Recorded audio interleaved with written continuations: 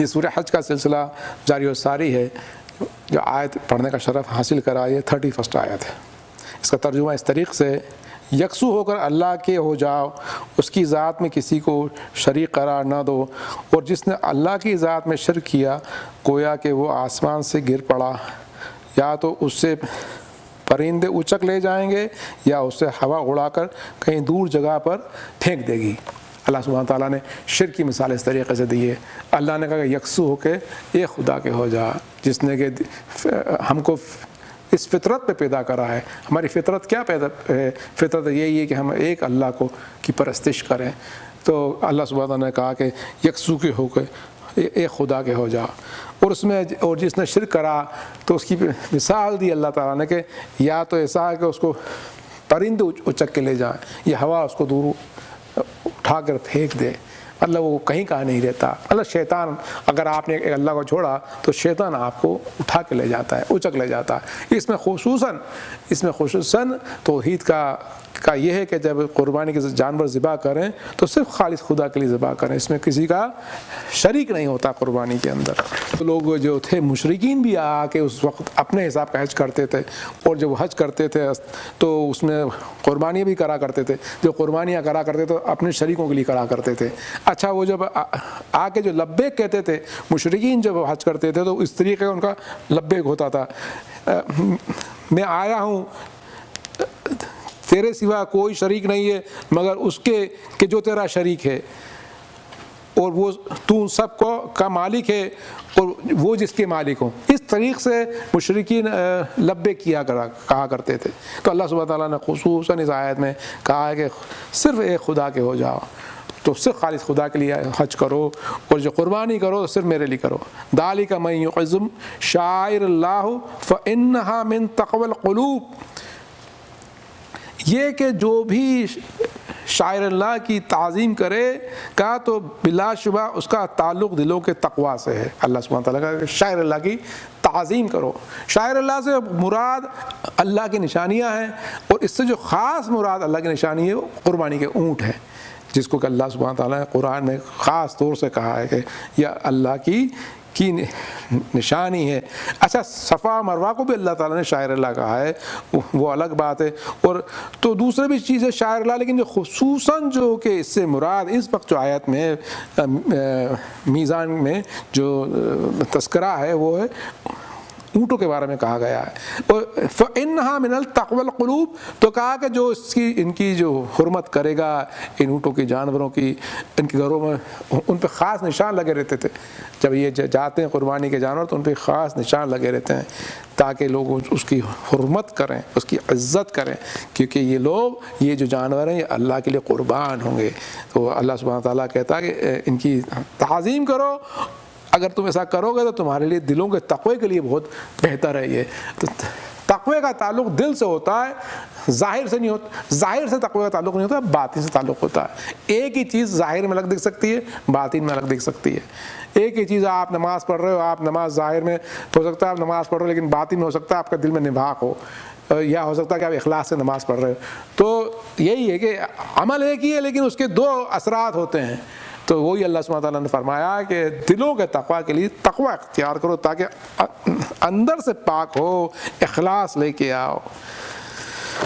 ان میں ایک مقرر وقت تک تمہارے لیے فائدے ہیں، پھر ان کے قربانی کرنے کی جگہ بیت العتیق کے پاس ہے. اللہ سبحانہ تعالیٰ کا جو قربانی کے جانور ہیں یہ ان کے لیے تمہارے لیے جو فائدے ہیں وہ ایک مقرر وقت تک ہے، پھر ان کو کعبے کے پاس جا کے ان کو ذبح ہونا ہے. تو فائدے کیا ہیں قربانی کے جانوروں کے؟ فائدے کیا ہیں؟ کیونکہ پہلے لوگوں کو سمجھ نہیں آتا تھا کہ یہ قربانی کے جانوروں کی عزت کریں تو ہم کیا ان پہ سواری بھی کر سکتے ہیں، کیا ان کا دودھ بھی دو سکتے ہیں؟ تو اللہ سبحانہ تعالیٰ نے کہا کہ اس میں تمہارے لیے فائدے موجود ہیں. اور ائمت کی بھی اس میں بارے میں حدیث ہے کہ ان کی سواری بھی کی جا سکتی ہے، ان کا دودھ بھی دویا جا سکتا ہے جب تک کہ وہ جا کے قربان نہ ہو جائیں. تو اس کے بعد اس میں پڑھ کے سناتا ہوں حدیث آپ کو انشاءاللہ.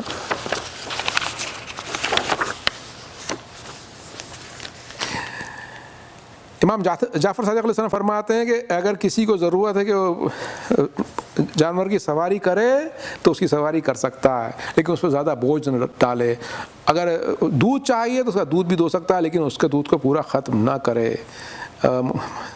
مولا متقیان فرماتے ہیں اگر اس کی سواری کرو تو ہلکے ہلکے سواری کرو، اس کو اذیت مت دینا.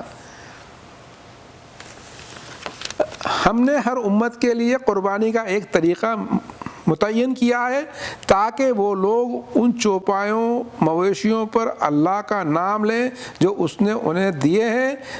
تو جان لو کہ تمہارا معبود ایک اللہ ہے، اس کے سامنے سر جھکا لو اور آپ عاجزی کرنے والوں کو بشارت دے دو. تو اللہ سبحانہ تعالیٰ کہتا ہے کہ ہم نے ہر امت کے لیے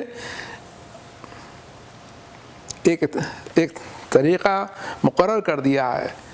اور تو جانور کو جب ذبح کرو تو اللہ کا نام لو. اور فَإِلَٰهُكُمْ إِلَٰهٌ وَاحِدٌ فَلَهُ أَسْلِمُوا، تمہارا معبود ایک ہے تم اسی کے تابع ہو جاؤ، سر خم کر لو اور عاجزی کرنے والوں کو خوشخبری سنا دو. تو اس کے بارے میں میزان میں کہا گیا ہے کہ ہر امت کے اندر جس طرح سے حج کے دوران قربانی واجب ہے، اسی طریقے سے ہر امت میں اللہ تعالیٰ نے جانوروں کی قربانیاں رکھی تھیں. یہ ہماری امت پہلی نہیں کہ جس میں جانوروں کی قربانی رکھی گئی ہے، اللہ تعالیٰ نے سب میں رکھی تھی. اور یہی ہے کہ جب جانور قربانی کہا اللہ نے تو ہمیشہ کہا کہ میرا نام لو اس پہ، کہ جانور بڑی اللہ کی دی ہوئی نعمت ہے اور آپ اس کو قربان کر رہے ہیں تو اللہ کا واحد کا نام لیا جائے. اللہ کو بات پسند آتی ہے، یہ عبادت ہے جو ہم نے تمہیں دیا. لگا علی ما رزقہم من بہیمۃ الانعام، جو ہم نے تمہیں دیے جانور، یہ ہم نے تمہارے اپنے ہاتھ سے بنائے جانور، اب ہم نے بنا تو ہمارا نام لو. فلہو، تو کیا جب بنا ہے فإلہکم الہ واحد، تمہارا معبود ایک معبود ہے. فلہو اسلموا، اسلام اسی سے اسلموا، تو تم سر خم کر لو، سر خم کر لو. وہ بشر المقبتین، اور عاجزی کرنے والوں کو خوشخبری سنا دو. اللہ کو عاجزی کرنے والے اتنے پسند ہے کہ خوشخبری ان کے لیے. پھر اللہ تعالیٰ نے بتایا کہ وہی کون ہوتے ہیں عاجزی کرنے والے، الذین اذا ذکر اللہ وجلت قلوبہم والصابرین علی ما اصابہم والمقیم الصلاۃ ومما رزقناہم ینفقون. اللہ نے کہا کہ کون ہوتے ہیں مقبتین، یہ عاجزی کرنے والے کون ہوتے ہیں؟ تو آگے کی آیت میں اللہ نے فرمایا جن کے سامنے جب ذکر خدا کیا جاتا ہے تو ان کے دل کانپ اٹھتے ہیں، اور جو مصیبت ان پہ پہنچتی تو اس سے صبر کرتے ہیں اور نماز قائم کرتے ہیں، اور جو کچھ ہم نے انہیں دیا ہے اس میں سے خرچ کرتے ہیں. یہ اوصاف ہوتے ہیں، یہ اوصاف ہوتے ہیں خدا سے اس کے سامنے عاجزی کرنے والوں کے. دل کانپ اٹھتے ہیں اللہ کا نام آتے ہی، خوف خدا آ جاتا ہے، صبر کرتے ہیں مصیبتوں پہ، اور پھر نماز قائم کرتے ہیں، اور جو کچھ بھی دیا اللہ کا نام پہ اس میں خرچ کرتے ہیں. تو کچھ میں حدیثیں آپ کو خدمت میں پیش کرتا ہوں کہ خدا سے خوف کرنے والوں کے بارے میں.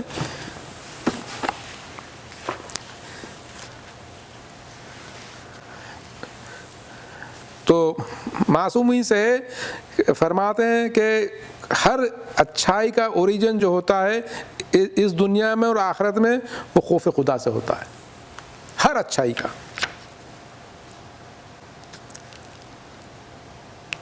پھر سرکار فرماتے ہیں کیا میں تمہیں وہ بات بتاؤں جو تمہارے خدا سے کو بہت اچھی لگتی ہے؟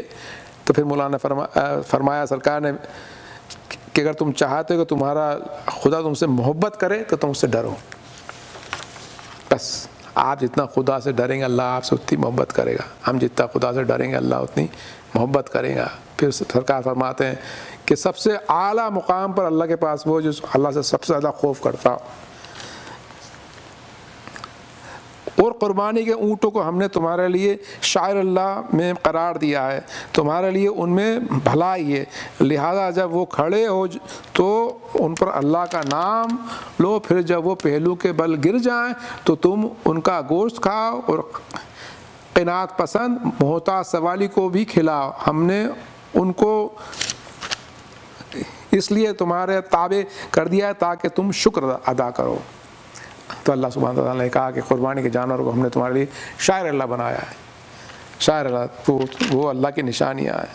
پھر اللہ نے کہا کہ ان کو جب تم لائن سے کھڑا کر دو قربانی کے لیے، اور جب وہ پہلو کے بل گر جائیں تو اللہ کا نام لو اس وقت، پھر اس میں خود بھی کھاؤ، اور پھر دو کا ذکر اللہ نے کرا ہے، قانی اور معتر کا۔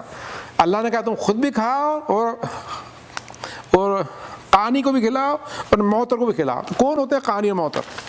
تو اس کی وضاحت کی گئی ہے اس طریق سے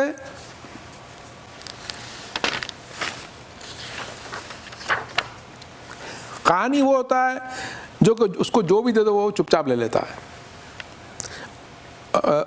معتر وہ ہوتا ہے جو آپ سے پوچھتا ہے، کہ چاہتا ہے کہ آپ اس کی مدد کرو۔ دونوں میں فرق ہے، ان دونوں میں یہ فرق ہے۔ تو اس میں کچھ حدیثیں ہیں،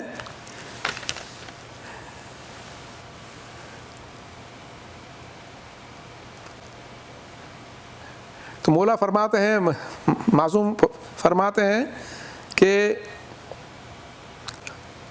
قانی وہ ہوتا ہے کہ جو کچھ بھی دے دو وہ خوشی خوشی لے لیتا ہے، اس پہ غصہ نہیں کرتا، ناراض نہیں ہوتا۔ معتر وہ ہوتا ہے جو آپ کے پاس سے نکل کے جاتا ہے تاکہ آپ کا دھیان بٹے اور آپ چیزیں دیں۔ اچھا، کسی نے مولا سے پوچھا کہ قربانی کا جو جانور ہو اس کا گوشت کس طرح سے تقسیم کریں، تو مولا فرمایا کہ 1/3 تمہارے خود کی فیملی کے لیے، 1/3 قانی کے لیے اور 1/3 مسکین کے لیے ہے۔ تو پھر اس نے پوچھا کہ کیا مسکین کا مطلب سائل ہے؟ تو مولا نے کہا ہاں سائل ہے، اور پھر مولانا نے کہا کہ قانی وہ ہے جس کو ایک گوشت کا ٹکڑا دو تو بھی خوش ہو جاتا ہے، معتر وہ ہے جو آپ کے پاس سے نکل کے جاتا ہے تاکہ آپ اس کو دے دو۔ نہ جانوروں کا گوشت اللہ تک پہنچے گا، نہ اس کا خون، البتہ تمہارا تقوی اس کی رسائی حاصل کرتا ہے۔ اس طرح ہم نے ان جانوروں کو تمہارا تابع کر دیا ہے کہ خدا کی عطا کردہ ہدایت پر تم اس کی کبریائی کا اظہار کرو اور آپ نیک عمل کرنے والوں کو خوشخبری سنا دیں۔ کیا ہوتا تھا کہ جب یہ آتے تھے مشرکین اور جب یہ جانوں کی قربانی کرا کرتے تھے اپنے آئیڈلز کے سامنے، تو خون کو اڑا دیا کرتے تھے کعبے میں سب دور۔ تو مومنین نے پوچھا سرکار سے کہ ہم بھی ایسا کریں؟ تو پھر اللہ سبحانہ تعالیٰ نے قرآن میں کہا کہ نہ تو اللہ کو نہ گوشت پہنچتا ہے، نہ خون پہنچتا ہے، بلکہ اس کو تمہارا تقویٰ پہنچتا ہے، کیونکہ تقویٰ کا تعلق دل سے ہے۔ اور اللہ تعالیٰ نے ان جانوروں کو تمہارے تابع کر دیا، اور تم اللہ کی بڑائی بیان کرو کہ اس نے تم کو ہدایت دی ہے، اور تم نیکی کرنے والوں کو خوشخبری سنا دو۔ تو جانوروں کو اللہ نے تابع کرا۔ اللہ سبحانہ تعالیٰ نے کہا کہ میری بڑائی بیان کرو کہ میں نے تمہیں ہدایت دی ہے۔ کیا ہدایت دی ہے؟ ہدایت دی یہ دی کہ تم حج کے ارکان بتایا، اللہ نے تمہیں حج کے لیے بلایا۔ پھر کہا کہ صرف میری عبادت کرو، جب جانوروں کو ذبح کرو تو صرف میرا نام لو۔ اب میں نے اتنی بڑی بڑی تمہیں ہدایت دی ہیں تو تم میری بڑائی بیان کرو۔ تو کیا بڑائی ہوگی بیان؟ کس طرح بیان ہوگی بڑائی؟ تو جو ہم تکبیر کہتے ہیں 10 ذی الحجہ سے 13 ذی الحجہ تک مینا میں، یہ اس کا ذکر ہے۔ مینا میں ہم 15 نمازوں میں جو کہ ظہر سے شروع ہوتی 10 تاریخ سے لے کے تو 13 کی صبح کی نماز تک چلتی تکبیر، اور دوسرے شہروں میں 10 نمازوں تک کی تکبیر جو کہ 12 کی صبح کو ختم ہو جاتی ہے۔ یہ فرق ہے دونوں تکبیروں میں، تاکہ اللہ کی بڑائی بیان کریں کہ اللہ سبحانہ تعالیٰ نے ہم کو ہدایت دی ہے۔ ان اللہ یدافع عن الذین آمنوا ان اللہ لا يحب کل خوان کفور۔ یقیناً اللہ صاحبان ایمان کے جانب سے مدافعت کرتا ہے، بے شک اللہ تعالیٰ کسی خائن اور ناشکرے کو پسند نہیں کرتا۔ اللہ سبحانہ تعالیٰ ہمیشہ مومنوں کی وہ پروٹیکٹ کرتا ہے، دفاع کرتا ہے ان کا، اور اللہ تعالیٰ مشرکین و کفار جو ہیں ان کو پسند نہیں کرتا، کیونکہ وہ کیا خائن بھی ہیں اور ناشکرے بھی ہیں، کیونکہ انہوں نے اللہ کے کتاب کو جھٹلایا، اللہ کے بھیجے ہوئے نبی کو جھٹلایا، تو خائن بھی ہیں اور ناشکرے بھی ہیں کہ انہوں نے اللہ کے نے جو نعمتیں دی تھی ان کی ناشکرانی کری۔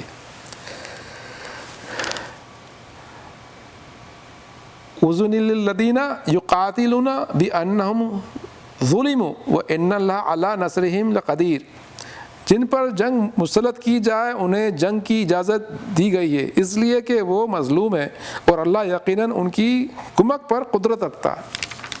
یہ آیت پہلی آیت ہے جہاد کی، اس پہ کافی بحث ہے۔ یہ آیت آئی جب سرکار مکے سے ہجرت کر کے مدینے چلے گئے۔ جب سرکار مکے میں تھے تو کفار قریش مسلمانوں بڑا ظلم کرتے تھے، شہید بھی کیا، شہر بدر بھی کرا، ایتھوپیا بھی چلے گئے، زخمی بھی ہو گئے۔ تو مسلمان آتے تھے سرکار کے پاس، سرکار یہ ہم کو مارتے ہیں، ایذا دیتے ہیں کہ ہم بھی جہاد کریں، سرکار خاموش ہو جاتے تھے، کتنا صبر کرو، تو جہاد کا حکم نہیں آیا تھا۔ جب سرکار جائے مدینے اور ظلم جاری رہا، پہلی بار اسی آیت آئی، یہ پہلی جہاد کی آیت ہے قرآن کی۔ تو لوگ بدنام کرتے ہیں نا اسلام کو کہ اسلام تو ٹیررسٹ ریلیجن ہے۔ ٹیررسٹ ریلیجن نہیں بھائی، سرکار خود خاموش رہے اور اس کے بعد یہ آیت آئی، اور کس طریقے سے آیت آئی؟ جن لوگوں پر جنگ مسلط کی جائے، جن سے لڑا جائے، یہ نہیں کہ جا کر لڑنا شروع کر دو، جن پہ مسلط کی جا رہی ہے، جو مظلوم ہے انہیں جنگ کی اجازت دی گئی ہے۔ اب یہ رول دنیا کے پورے ہر ملک میں رول ہے، اگر آپ پہ حملہ ہو رہا ہے تو آپ کو دفاع کرنا ہے، نہیں تو آپ بیوقوف ہیں، یو آر اے فول۔ ہر ملک کی فوج ہے۔ اسلام کو کیوں بدنام کیا جاتا ہے؟ یا لوگ جو اسلام سے غلط سیکھتے ہیں ہم ان کی مذمت کرتے ہیں کہ اسلام پروٹیکشن کا مذہب ہے، بھائی دفاع کا مذہب ہے، ہر آدمی کے لیے ضروری ہے کہ وہ دفاع کرے اپنا، اگر کوئی اس پہ حملہ کر رہا ہے، یہ سول رائٹس ہیں۔ اللہ سبحانہ وتعالیٰ کہہ رہا ہے کہ جن لوگوں پہ جنگ مسلط کی جائے انہیں جنگ کی اجازت دی گئی ہے اس لیے کہ وہ مظلوم ہے اور اللہ یقیناً ان کی مدد پر قدرت رکھتا ہے۔ اللہ مدد پہ قدرت رکھتا ہے۔ اگر آپ پہ ظلم ہو رہا ہے تو اللہ مظلوم کے ساتھ ہے، ظالم کے ساتھ تو نہیں ہے نا۔ اور ہم کو ضروری کہ ہم جب بھی کسی بھی مظلوم کی ہم حمایت کریں، مظلوم کی حمایت کرنا ہمارا فرض ہے۔ تو اس وقت جو مسلمان تھے اس میں جھوٹے بھی تھے، وہ کہتے تھے کہ سرکار اگر جہاد کا حکم آیا تو ہم ضرور جہاد کریں گے۔ جب مکے میں تھے، جب پٹ کے آتے تھے، جب گئے مدینے، جب جہاد کی آیتیں آئیں وہی لوگ بھاگ گئے، وہی لوگ پھر سرکار کو جہاد کے لیے نصرت کے لیے نہیں آئے۔ ہم کو جب ہم کہتے ہیں امام اعظم آئیں گے، امام اعظم آئیں گے، ہم کریں گے، ارے دل میں اخلاص پیدا کریں ہمارے، کیا ہم واقعی کریں گے، ان کی مدد کریں گے؟ کیا کس کے لیے آئیں گے امام اعظم؟ سارے دنیا کے مظلوموں کے لیے امام اعظم آئیں گے، سارے مظلوموں کے لیے امام اعظم آئیں گے۔ دنیا ظلم سے بھر چکی ہے، اس دنیا میں سوائے ظلم کے کچھ بھی نہیں بچا ہے۔ ہم کہتے ہیں ہم امام اعظم کی مدد کریں گے، ارے پہلے اخلاص پیدا کریں ہمارے دلوں میں، کیا ہم کریں گے واقعی مدد؟ کیا ہم قربانی کے لیے تیار ہیں؟ یہ ہم کو سوچنا چاہیے۔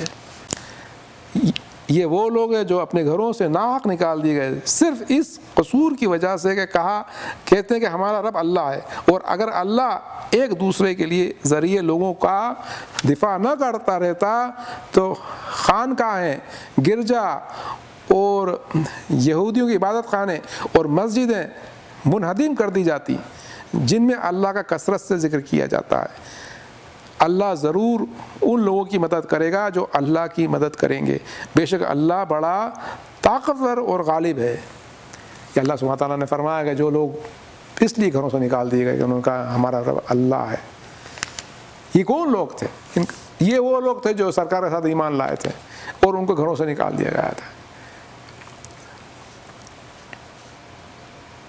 یہ اللہ نے پہلے ان کا ذکر کرا ہے، پھر اللہ نے کہا کہ ہم لوگوں کو ایک دوسرے سے اگر روکتے نہ، پہلی امتوں میں بھی اللہ نے کہا تھا جو مومنین تھے کہ دفاع کرو اگر تم پہ ظلم ہو، اگر تمہاری عبادت گاہ کے اوپر حملہ ہو، اگر تم پہ حملہ ہو یا مذہب پہ حملہ ہو تو تم اس کا دفاع کرو۔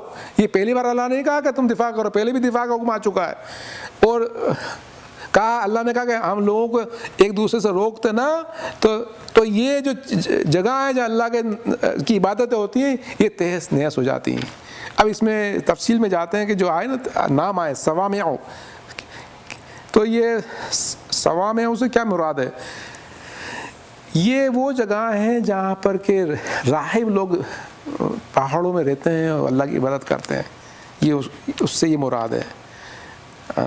بیع پھر آیا لفظ بیع، اس سے کیا مراد ہے؟ یہ عیسائیوں کے گرجا گھر۔ صلواتم، اس سے کیا مراد ہے؟ یہ یہودیوں کے عبادت گھر۔ پھر مسجد کا نام آیا، ان سب میں اللہ کا ذکر ہوتا ہے۔ تو اللہ نے قرآن میں کہا ان سب جگہ اللہ کا نام لیا جاتا ہے، اور اللہ چاہتا ہے کہ یہ جگہیں حفظ زمان میں رہیں۔ اگر اسلامی حکومت ہوتی ہے تو اسلامی حکومت میں یہ فرض ہوتا ہے اسلامی حکومت پہ کہ جن جن کے جو عبادت خانے ہیں ان کی حفاظت کی جائے، ان کی حفاظت کی جائے۔ لیکن اس میں ایک بات قابل غور یہ ہے کہ اللہ کا ذکر کثرت سے سب دور ہوتا ہے، لیکن جتنا مسجد میں ہوتا ہے اتنا کہیں بھی نہیں ہوتا۔ کیوں؟ مسجد میں 5 بار اذان ہوتی ہے، بہت سی جگہ سے ایک ہی دن کھلتی ہے چرچ، یا تو ویڈنسڈے کھلتا ہے یا سنڈے کھلتا ہے، 2 ہی دن عبادت ہوتی ہے۔ لیکن مسجد ماشاءاللہ اللہ سبحانہ تعالیٰ کی ایسی ہے کہ اس میں سب سے زیادہ کثرت سے ذکر ہوتا ہے، اس میں کسی کو بھی اختلاف نہیں ہے۔ اور پھر آگے اللہ نے کہا کہ جو خدا کی مدد کرے گا تو خدا بھی اس کی مدد کرے گا، کیونکہ اللہ طاقتور بھی ہے اور غالب بھی ہے۔ تو اللہ کی کیسی مدد کی جائے؟ اللہ کی مدد ہی کی جائے گا، اللہ کے دین کی مدد کی جائے، اور لوگوں میں حق کا اعلان کیا جائے اور حق بات بتائی جائے۔ اور اس وقت امام زمان کی مدد کرنا اللہ کی مدد کرنا ہے۔ ہم کو بتانا چاہیے کہ اسلام جو اس طرح سے اسلام کا پروپیگنڈا ہو رہا ہے کہ اسلام ٹیررسٹ ریلیجن ہے، ہم کو چاہیے کہ ہم بتائیں کہ ہم اس ریلیجن آف پیس، یہ ہمارا امن کا مذہب ہے، پیس کا مذہب ہے۔ اور یہ بھی کہا جاتا ہے امام اعظم آئیں گے تو صرف خون خراب ہوگا، نہیں، امام اعظم آئیں گے تو امام اعظم عیسیٰ علیہ السلام کے سامنے آئیں گے اور وہ دین کو واضح کر کے بتائیں گے، نورانیت پھیلائیں گے، علم دیں گے، حق بتائیں گے، دنیا تسلیم کرے گی انشاءاللہ۔